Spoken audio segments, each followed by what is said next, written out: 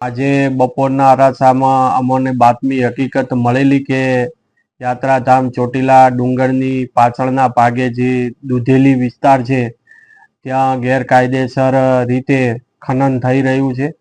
જે બાતમી હકીકતને ધ્યાને રાખીને અમારી નાયબ કલેક્ટર પ્રાંત ચોટીલાની ટીમ અને મામલાદારની ચોટીલાની સંયુક્ત ટીમ દ્વારા સ્થળ ઉપર જઈને આકસ્મિક રીતે દરોડા પાડતા જે યાત્રાધામ ચોટીલા ડુંગરની પાછળના ભાગે સરકારી સર્વે નંબર 242 વાળી જગ્યાની અંદર તદ્દન ગેરકાયદેસર રીતે તાસ એટલે કે મુરમનું ખનન અને વહન કરતા વાહનો છે જપ્ત કરવામાં આવેલા છે, જેમાં એક હિટાચી મશીન, ડમ્પર અને 20 મેટ્રિક ટન તાસ ભરેલું ડમ્પર એમ મળીને કુલ 90,10,000 રૂપિયાનો મુદ્દામાલ જપ્ત કરવામાં આવેલો છે. આ મુદ્દામાલ જપ્ત કરીને મામલાદાર કચેરી ખાતે ખસેડવામાં આવેલો છે.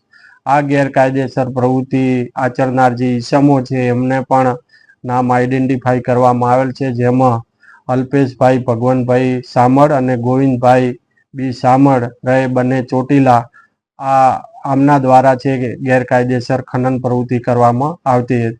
આ તમામે તમામ વાહન માલિક અને ખોદકામ કરાવનાર ઈસમો સામે Gujarat prevention of illegal mining storage and transportation rule 2017 અને આગળની જુદી જુદી કાયદેસરની કાર્યવાહી હાથ ધરવામાં આવેલ છે.